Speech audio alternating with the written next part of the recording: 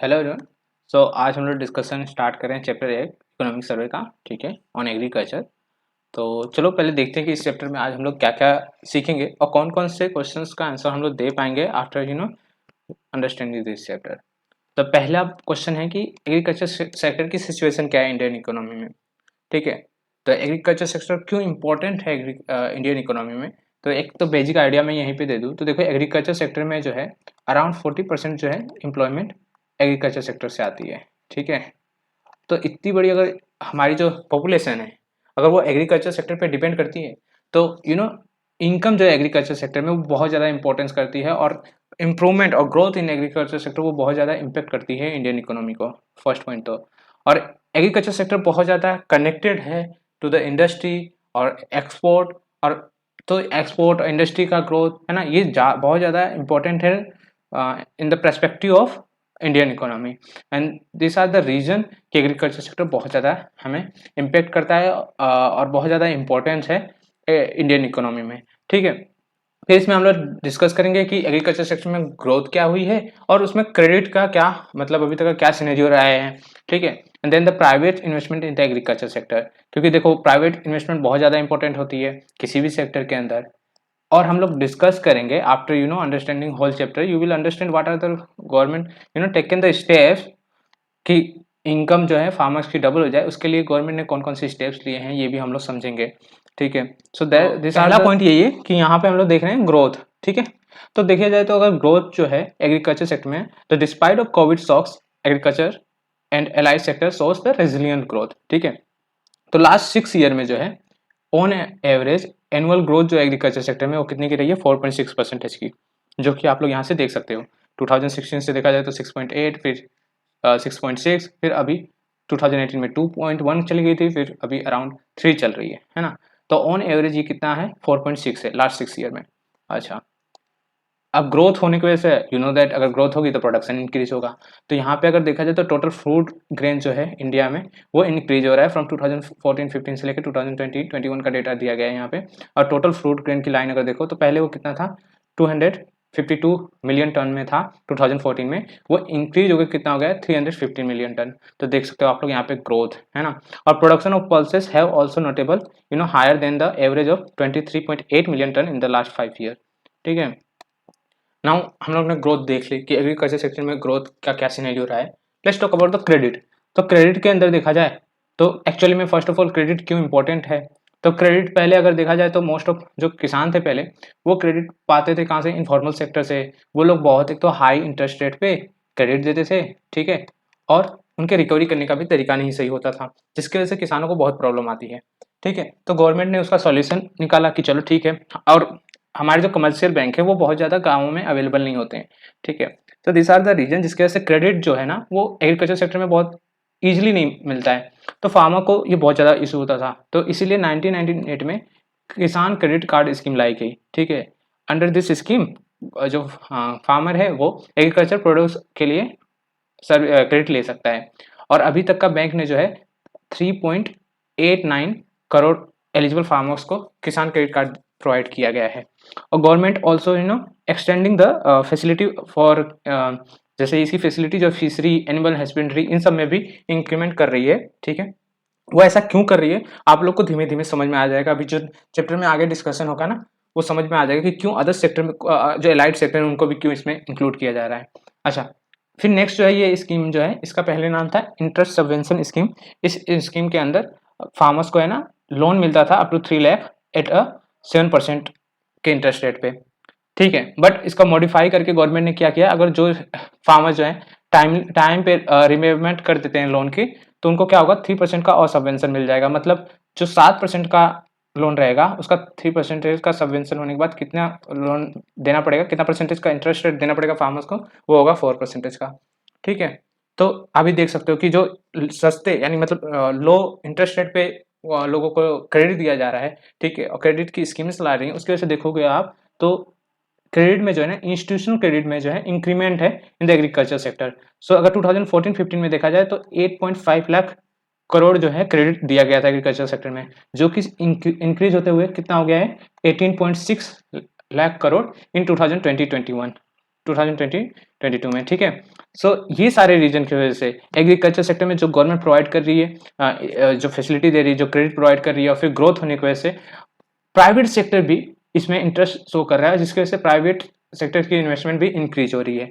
So that is here they have written that crowd in of the private investment in agriculture sector. तो देखो crowd in का meaning क्या है कि crowd investment मतलब investment अंदर आ रही है। अगर दूसरा वर्ड होता है क्राउड आउट, क्राउड आउट का मतलब क्या हो जाता है कि अगर इन्वेस्टमेंट उस मार्केट से बाहर जाती है, ठीक है, सिंपल। नाउ देखो क्या कौन कौन से इनिशिएटिव लिए हैं गवर्नमेंट ने एग्रीकल्चर सेक्टर के अंदर। तो वो है पीएम किसान स्कीम, एग्रीकल्चर इंफ्रास्ट्रक्चर फंड, प्रधानमंत्री फसल बीमा योजना, क्लाइमेट स्मार्ट फार्मिंग, और mission for integrated development of horticulture, national agriculture market. So इस सबको अभी हम थोड़ा और डिस्कस करते हैं सारी स्कीम्स को। तो फर्स्ट है केमिकल फ्री इंडिया, है ना। तो इसमें क्या है कि गवर्नमेंट प्रमोट करिए ऑर्गेनिक फार्मिंग को थ्रू द परंपरागत कृषि विकास योजना and mission organic value chain development for the north east region, ठीक है। और क्यों ऐसा ऑर्गेनिक फार्मिंग में हम लोग क्यों उसको प्रमोट करिए, बिकॉज देखो एक्चुअल में गवर्नमेंट क्या करती है, गवर्नमेंट बहुत ज़्यादा सब्सिडी प्रोवाइड करती है ऑन द फर्टिलाइजर। तो गवर्नमेंट का अगर देखा जाए तो अराउंड 12% जो है ना पूरे एक्सपेंडिचर का 12% जो है ना सब्सिडी सिर्फ जाती है फूड के अंदर और फर्टिलाइजर के अंदर, ठीक है। तो इतना अधिक सब्सिडी प्रोवाइड करती है गवर्नमेंट फूड और फर्टिलाइजर के अंदर। तो अगर फर्टिलाइजर पे जो डिपेंडेंसी है फार्मर्स की, अगर वो कम कर दिया जाए, ठीक है, केमिकल्स फार्मर्स फर्टिलाइजर्स पे, तो होगा क्या, गवर्नमेंट के जो इतना अधिक सब्सिडी देती है वो कम हो जाएगी, तो गवर्नमेंट का फिजिकल डेफिसिट भी कम होगा। सो एक तो ये बेनिफिट होता है। दूसरा क्या है कि हमें जो फूड ग्रेन है वो केमिकल फ्री मिलेंगे, है ना। सोइल्स की जो हेल्थ है वो इम्प्रूव होगी, ठीक है, और इन्वायरमेंट में पोल्यूशन भी कम होगा। So this are the benefit to promote and जब किसान अगर ऑर्गेनिक फार्मिंग करें तो ये सारे बेनिफिट हैं। और ऐसा एक स्टेट भी है हमारे पास जो कि the first state in the world become the fully organic, that is Sikkim, ठीक है। अच्छा, नेक्स्ट जो स्कीम है वो पीएम किसान स्कीम।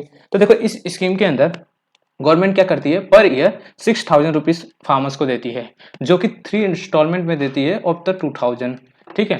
तो उससे होता क्या है, फार्मर्स उसे जो है इनपुट जो कॉस्ट आती है, जैसे कि फर्टिलाइजर हुआ, कोई और बीज हुआ, तो वो क्या करते हैं फार्मर्स से बाय कर सकते हैं। तो एक्चुअली में ये इशू था फार्मर्स के साथ कि उनके पास पैसे ना होने की वजह से वो इन्वेस्टमेंट नहीं करते थे फार्मिंग के अंदर, जिसकी वजह से ग्रोथ नहीं होती थी। तो इसीलिए ये स्कीम बहुत ज़्यादा बेनिफिशियल है टू द फार्मर, और इस स्कीम के अंतर्गत अराउंड 11.3 करोड़ फार्मर को कवर किया जाता है। और यही सारी बातें यहाँ पे लिखी गई हैं कि most of study finding that कि पीएम किसान स्कीम जो है क्या करती है, हेल्प करती है टूवर्ड प्रोडक्टिव इन्वेस्टमेंट, है ना। फिर ये अनदर रिसर्च है उसके अंदर ये बताया गया है कि जो लिक्विडिटी कंस्ट्रेंट है फार्मर्स की, उसको ये रिजोल्व करता है for the buying the agriculture inputs, है ना, जो अभी हम लोग ने डिस्कस किया। अच्छा, नेक्स्ट जो है एग्रीकल्चर इंफ्रास्ट्रक्चर फंड। तो ये फंड देखो क्यों इंपॉर्टेंट है, क्योंकि जो इंडिया में एक बहुत बड़ा इशू जो है ना वो पोस्ट हार्वेस्ट मैनेजमेंट का है, ठीक है। तो पोस्ट हार्वेस्ट मैनेजमेंट में देखो क्या क्या आ जाता है, ये इंफ्रास्ट्रक्चर की कमी है हमारे कंट्री में, बिकॉज जो वेयर हाउसेस होते हैं, ठीक है, warehouses, primary processing units, ठीक है, sorting and grading units, so इन सब की क्या है ना बहुत कमी होने की वजह से जो पोस्ट हार्वेस्ट मैनेजमेंट होता है ना, कि जैसे कुछ देखो कुछ फसलें क्या होती हैं वो बहुत जल्दी खराब हो जाती हैं और उनको सही से कोल्ड स्टोरेज में ना रखा जाए तो, ठीक है। तो इन सब की बहुत ज़्यादा ज़रूरत होती है, और ये इंफ्रास्ट्रक्चर सही से कंट्री में ना होने की वजह से एक्चुअली नीति आयोग ने एक एस्टिमेट किया था कि कंट्री को हर अराउंड 92,000 करोड़ जो है ना हर साल एनुअली लॉस होता है in the agriculture because of lack of this infrastructure, ठीक है। तो आप समझ सकते हो कि ये कितना इंपॉर्टेंट है। सो इसीलिए ये इंफ्रास्ट्रक्चर फंड गवर्नमेंट ने लॉन्च किया, जिसके अंदर ये सारे प्रोजेक्ट पे वर्क करते हैं, जिसमें वेयर हाउसेस, कोल्ड स्टोरेज, ताकि जो पोस्ट हार्वेस्ट मैनेजमेंट इंफ्रास्ट्रक्चर है वो इम्प्रूव हो सके, ठीक है। तो अभी तक का इसमें कितने अमाउंट अभी तक का गवर्नमेंट ने है ना 13,681 करोड़ जो है सेक्शन किए हैं, और इसमें अभी इतने प्रोजेक्ट जो है ना कवर हो चुके हैं, ठीक है। अच्छा, प्रधानमंत्री फसल बीमा योजना, अब नाम से ये पता चल रहा है कि ये बीमा योजना है, इंश्योरेंस फॉर द क्रॉप, ठीक है। और ये इंश्योरेंस स्कीम में फार्मर्स को जो है ना फार्मर्स को एक्चुअली 1.5% प्रीमियम पे करना पड़ता है अगर रबी फसल हुई तो, और 2% प्रीमियम पे करना पड़ता है खरीफ सेशन की अगर फसल है तो, ठीक है। और एक्चुअली में ये जो स्कीम है ये लार्जेस्ट है इन द वर्ल्ड, है ना, in terms of farmer environment, ठीक है। एवरी ईयर 5.5 करोड़ की एप्लीकेशन आती है, और थर्ड लार्जेस्ट है in terms of premium receive, ठीक है, जितना प्रीमियम रिसीव होता है। अगर लास्ट 6 ईयर के जब से ये इम्प्लीमेंट हुई है, अगर उसका डेटा देखा जाए तो फार्मर्स ने 25,186 करोड़ प्रीमियम पे किया है और उन्होंने रिसीव कितना किया है, टोटल अमाउंट जो है वो है 1.2 लाख करोड़। ठीक है, सो ये स्कीम एक्चुअली में बहुत ज़्यादा इंपॉर्टेंट है, जिससे क्या होता है फार्मर्स ना अलग अलग जो वो खेती नहीं करते थे वो खेती को चूज कर पाते हैं, बिकॉज पहले वो डरते थे कि अगर खेती बर्बाद हो जाएगी तो उनको प्रॉफिट नहीं मिलेगा और बहुत ज़्यादा लॉस हो जाता था। But after this scheme they have some कि हाँ हमारे पास ये सपोर्ट है, अगर खेती अगर खराब भी होती है तो हम लोग हमारे पास प्रीमियम है, जो कि एक देख सकते हो 1.5% और 2% की कॉस्ट पे है। ठीक है, सो ये बहुत अच्छी स्कीम है।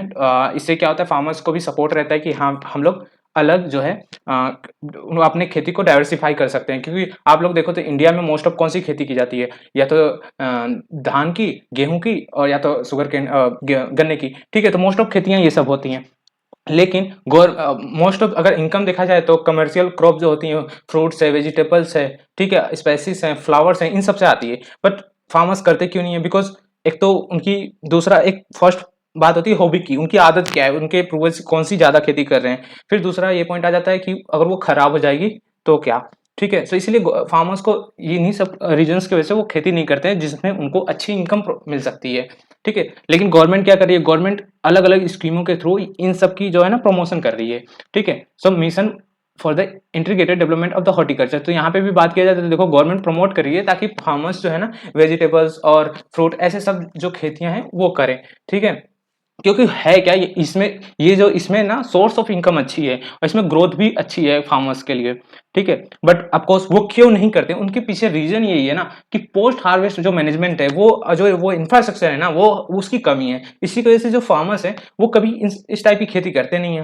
बट अगर गवर्नमेंट अगर प्रोवाइड करती है उनको, अगर ये सारी इंफ्रास्ट्रक्चर प्रोवाइड करेगी तो ऑफकोर्स फिर फार्मर्स को भी अंडरस्टैंडिंग बढ़ेगी और वो फिर इस ओर जाएंगे। सो दैट्स व्हाई गवर्नमेंट इस टाइप की स्कीम ला रही है। ठीक है, अब देखो नेशनल एग्रीकल्चर मार्केट, ये एक्चुअली अमेजोन है फॉर द एग्रीकल्चर मार्केट। ठीक है, तो यहाँ पे देखो ये एक्चुअली ऑनलाइन प्लेटफॉर्म प्रोवाइड करता है जहाँ पे किसान क्या करते हैं, अपने जो प्रोडक्ट है उसको लिस्ट कर देते हैं और फिर उस पर जो ट्रेडर्स होते हैं वो उसकी प्राइस को अपने हिसाब से वो लोग बाय और सेल करते रहते हैं। ठीक है, तो ये जो है एग्रीकल्चर मार्केट में, अच्छा गवर्नमेंट और इस स्कीम के अंदर क्या करती है कि 75 लाख प्रोवाइड करती है एग्रीकल्चर मंडीज को। ठीक है, फॉर व्हाट, तो एक्चुअली वो क्या करते हैं, क्वालिटी असेसमेंट इक्विपमेंट के लिए इंफ्रास्ट्रक्चर बनाती है for cleaning, grading, sorting, packaging and composite unit. ठीक है, और वो एज ऑफ 31 दिसंबर 2020 तक का मोर देन 1.7 लाख करोड़ जो फार्मर हैं इस साइट पे अपने आप को रजिस्टर कर चुके हैं और 2.3 लाख ट्रेडर इस पे रजिस्टर कर चुके हैं। ठीक है, चलो नेक्स्ट जो है क्लाइमेट स्मार्ट फार्मिंग, तो ये एक्चुअली अभी स्टार्ट है, ये अभी अपने इनिशियल स्टेज पे है। ठीक है, तो इसमें है क्या कि गवर्नमेंट प्रोत्साहित कर रही है फार्मर्स को कि वो सोलर एनर्जी की ओर जाएं, सोलर एनर्जी के थ्रू इरिगेशन करें, ना कि इलेक्ट्रिसिटी से। ठीक है, एंड देन मतलब जो सॉइल है उसका अगर वो क्रॉप हेल्थ कार्ड प्रोवाइड कर रही है, फिर ड्रोन के थ्रू उसको मॉनिटर कर रही है सॉइल्स को, है ना, और एआई के थ्रू, आर्टिफिशियल इंटेलिजेंस के थ्रू क्रॉप इल्ड का प्रेडिक्शन करवा रही है। सो ये जो सारे जो एडवांस टेक्नोलॉजी उनका यूज करके जो फार्मिंग है उसको और बेटर सिचुएशन में पहुंचाने की कोशिश है। तो ऑफकोर्स ये सारी अभी इनिशियल स्टेज पे है, बट अगर ये सब का इंप्रूवमेंट हम लोग कर पाए तो फार्मिंग और एग्रीकल्चर सेक्टर बहुत अच्छी ग्रोथ देख सकता है। ठीक है, क्योंकि इन्हीं सब का तो इशू है, हमारे पास यही नॉलेज नहीं होता है किसानों को कि कौन सी खेती की जाए इस सॉइल में कि वो ज्यादा अच्छी हो। वो बार बार एक ही फसल बोते हैं जिसकी वजह से उसकी जो है लॉस होता है, right. So this are the things. Now let's see what are the what is the condition in the MSP. तो देखो गवर्नमेंट क्या करती है, एमएसपी प्रोवाइड करती है फॉर डिफरेंट क्रॉप्स। तो अगर देखा जाए तो यहाँ पे एक्चुअली क्रॉप्स के लिए जो एमएसपी है वो हर ईयर क्या हो रही है, इंक्रीज हो रही है। ठीक है, अगर देखा जाए तो टूअर के लिए देखो इस तरीके से, ये क्या है, ये 2013-14 का प्राइस है और ये कौन सी प्राइस है, 2020-23 की प्राइजेस है। तो if you see the prices में देखो सभी की क्या है, इंक्रीमेंट है ना। और यू ऑल्सो नो दैट कि एमएसपी कितनी इंपॉर्टेंट है, बिकॉज अगर फार्मर्स को एक मिनिमम प्राइस नहीं मिलेगी, मिनिमम सपोर्ट प्राइस नहीं मिलेगी तो वो उस फसल को नहीं प्रोड्यूस करेंगे। इस और गवर्नमेंट क्या चाहती है कि जो पल्सेस हैं उनको बहुत ज़्यादा प्रमोट कर रही है। इसलिए आप देखो तो तुअर की प्राइस में देखो कितना इंक्रीमेंट आया है, मूंग की देखो प्राइस में कितना इंक्रीमेंट आया है, ग्राउंड नट की प्राइसेस में देखो इंक्रीमेंट है ना, ताकि इन फार्मर्स को सपोर्ट मिल सके। सो एक्चुअली होता क्या है, जो ये प्राइजेस गवर्नमेंट देती है इस पे फार्मर्स से, अगर फार्मर को मार्केट में प्राइस अच्छी नहीं मिल रही है, so at least they can sell the government को वो दे देते हैं ऑन दिस प्राइजेस, जो भी ये एमएसपी अलग अलग फसल्स के लिए गवर्नमेंट एक प्राइस देती है, ठीक है। अच्छा, नेक्स्ट जो है एलाइड सेक्टर। तो एलाइड सेक्टर में अगर देखा जाए तो एनिमल हस्बेंड्री, डेयरिंग, फिशरी, ये सब क्या कर रहे हैं, इनका जो प्रोडक्शन है वो उसका कंट्रीब्यूशन जो है ना एग्रीकल्चर के टोटल प्रोडक्शन में इंक्रीज हो रहा है धीमे धीमे। So if you see here in the graph, तो लाइव स्टॉक का जो ये देखो धीमे धीमे क्या हो रहा है, इंक्रीमेंट हो रहा है ना। सिमिलरली अदर्स चीज़ों के लिए भी तो इसका इंक्रीमेंट होगा। और ये सारे क्यों इंपॉर्टेंट है, तो एक्चुअली एक कमिटी बनाई गई थी, है ना, डबलिंग फार्मर इनकम्स के लिए, है ना। उन्होंने ये सजेस्ट किया था गवर्नमेंट को कि ऐसी पॉलिसी बनाओ जो कि ये सारी चीजों को प्रमोट करे, बिकॉज इन सब में क्या है, हाई ग्रोथ है ना, और अच्छा इनकम सोर्स मिलता है फार्मर्स को, ठीक है। इसलिए इन सब की ग्रोथ बहुत ज्यादा इंपॉर्टेंट है और गवर्नमेंट सपोर्ट भी कर रही है और धीमे धीमे इनका भी कंट्रीब्यूशन अधिक होते जा रहा है इन एग्रीकल्चर, ठीक है। अब देखो फूड प्रोसेसिंग सेक्टर, तो ये सेक्टर बहुत ज़्यादा इंपॉर्टेंट है। इस सेक्टर में एक तो क्या क्या प्रोवाइड होता है, तो अगर इस सेक्टर में देखा जाए तो बहुत ज़्यादा एम्प्लॉयमेंट प्रोवाइड करता है, ठीक है। तो अच्छा देखो इसमें एम्प्लॉयमेंट है 12.2% का। अच्छा, ये सेक्टर क्या करता है, बहुत ज़्यादा एक्सपोर्ट देता है। तो the value of agri food export including process food export was about 10.9% in India total export, ठीक है। तो टोटल एक्सपोर्ट में अराउंड 10% का और यू कैन से 11% का एक्सपोर्ट में इनका कंट्रीब्यूशन है, ठीक है। इसलिए ये सेक्टर बहुत ज़्यादा इंपॉर्टेंट है। और इस सेक्टर में अभी जो ग्रोथ है वो कितने की है, 8.3% की है ना। तो इसलिए सेक्टर का बहुत ज़्यादा इंपॉर्टेंस है ताकि रूरल एम्प्लॉयमेंट सही हो, ठीक है। रूरल पॉवर्टी सही कर सकती है, फूड इन्फ्लेशन में ये इम्प्रूवमेंट दे सकती है, ठीक है। सो इसलिए इस सेक्टर के थ्रू गवर्नमेंट कौन कौन से, देखो ये अभी मैंने जो डिस्कस किया था ना, नीति आयोग ने जो एस्टिमेशन किया था कि अराउंड 92,561 करोड़ जो है एनुअली लॉस होता है because of lake of cold chain infrastructure, ठीक है। तो ये वही इंफ्रास्ट्रक्चर है जो पोस्ट हार्वेस्ट मैनेजमेंट में हमारे पास जो कमी है ना, उसी की वजह से बहुत ज़्यादा लॉस होता है। तो इसीलिए गवर्नमेंट इसमें बहुत ज़्यादा मतलब क्या कर रही है, अलग अलग स्टेप्स ले रही है टू प्रमोट इट। ना देखो फूड प्रोसेसिंग सेक्टर को प्रमोट करने के लिए भी गवर्नमेंट ने स्कीम्स लाई हैं, जिसमें से है ये PMKSY, है ना। इसमें क्या होता है, फाइनेंशियल असिस्टेंस प्रोवाइड करती है for overall growth and development of the food processing sector, ठीक है। और दूसरा जो है गवर्नमेंट ने अभी मार्च 2020 में 22 में लास्ट ईयर जो PLI है, प्रोडक्शन लिंक इंसेंटिव स्कीम, वो फूड प्रोसेसिंग सेक्टर को में भी लॉन्च कर दिया, ठीक है। So I hope you know that कि PLI के अंदर क्या होता है, अगर आप कुछ मतलब प्रोडक्शन ज़्यादा करो तो क्या होता है, गवर्नमेंट आपको इंसेंटिव प्रोवाइड करती है, ठीक है। और फिर अगर transformation of perishable food, actually देखो इशू इसका यही है कि प्रोडक्शन लोग करते ही इसीलिए नहीं कि जो ट्रांसफर करना है एक जगह से दूसरी जगह, उसका इशू होता है, ठीक है। तो उसके लिए भी गवर्नमेंट ने देखो कृषि उद्यान 2 ऐसे सब पॉलिसी और स्कीम्स लॉन्च की ताकि इस सब प्रॉब्लम को रिजोल्व किया जा सके। फिर एक गवर्नमेंट की स्कीम है वन डिस्ट्रिक्ट वन प्रोडक्ट। तो ये यहाँ पे एक्चुअली एक डिस्ट्रिक्ट में किसी एक प्रोडक्ट को क्या किया जाता है, आइडेंटिफाई किया जाता है और फिर उस डिस्ट्रिक्ट उस प्रोडक्ट को जो है क्या किया जाता है, प्रमोट किया जाता है ना, बाय प्रोवाइडिंग प्लेटफॉर्म, ठीक है। सो आई होप आपको ये क्लियर हो गया होगा पूरा चैप्टर।